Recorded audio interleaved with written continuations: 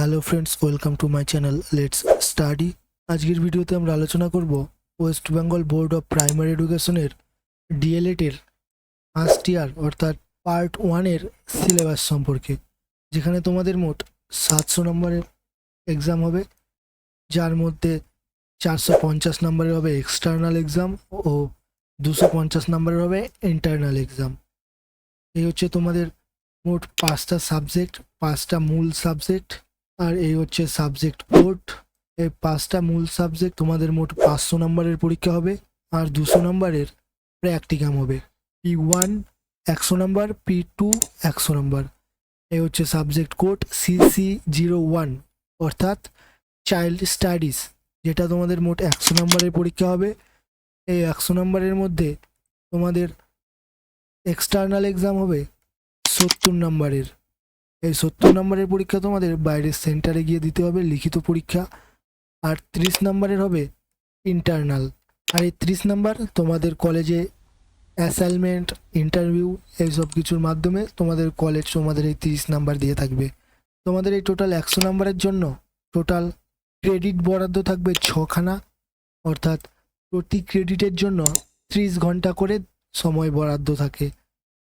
অর্থাৎ এই term and evaluation, অর্থাৎ তোমাদের এই 70 নম্বরের যে এক্সটার্নাল পরীক্ষাটি হবে, সেই এক্সটার্নাল পরীক্ষার যে চাইল্ড স্টাডিজ এর সিলেবাস, পার্ট 1 এর যে চাইল্ড স্টাডিজের সিলেবাস, সেই সম্পূর্ণ সিলেবাসটি কমপ্লিট করার জন্য তোমাদের 4খানা ক্রেডিট বরাদ্দ থাকবে। অর্থাৎ প্রতি ক্রেডিটের জন্য যদি 30 ঘন্টা হয়, তাহলে 4খানা ক্রেডিটের জন্য টোটাল 120 ঘন্টা। এই 120 ঘন্টা মধ্যে তোমাদের এই চাইল্ড স্টাডিজের সম্পূর্ণ সিলেবাস সম্পূর্ণ করতে হবে 1 বছরের মধ্যে 120 ঘন্টায়। আর যে 30 নম্বরের ইন্টারনাল থাকবে, এই 30 নম্বরের ইন্টারনালের জন্য বরাদ্দ থাকবে 2খানা ক্রেডিট, অর্থাৎ 30-30-60 ঘন্টা তোমাদের সেই 30 নম্বরের জন্য বরাদ্দ থাকবে।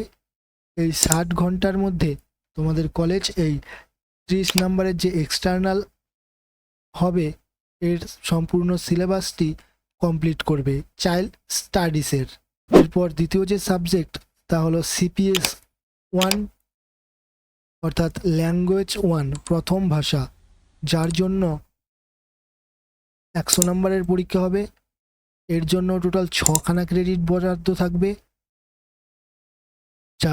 টার্ম এন্ড ইভালুয়েশনের জন্য 4খানা ক্রেডিট এবং ইন্টারনাল ইভালুয়েশনের জন্য 2খানা ক্রেডিট।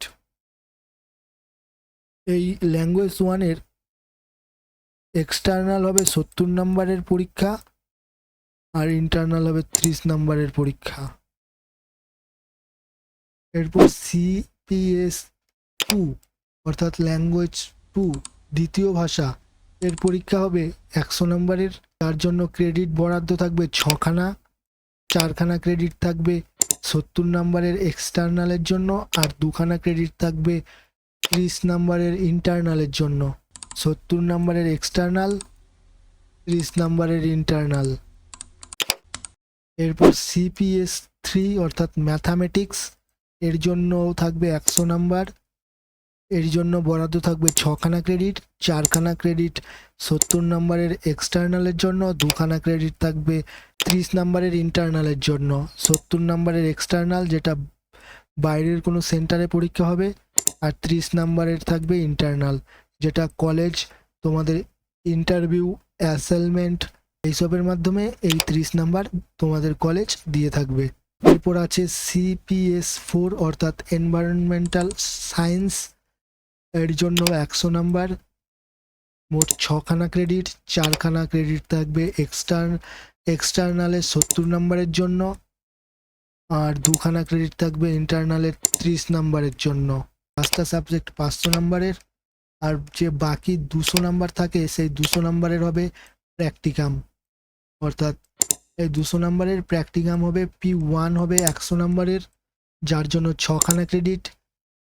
এই 6খানা ক্রেডিট থাকবে, 3খানা ক্রেডিট থাকবে এক্সটার্নালের জন্য, আর 3খানা ক্রেডিট থাকবে ইন্টারনালের জন্য।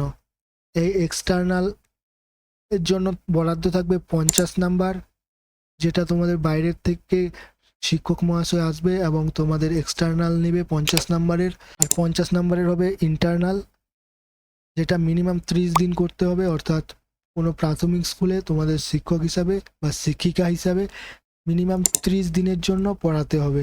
এর উপর থাকবে 50 নাম্বার।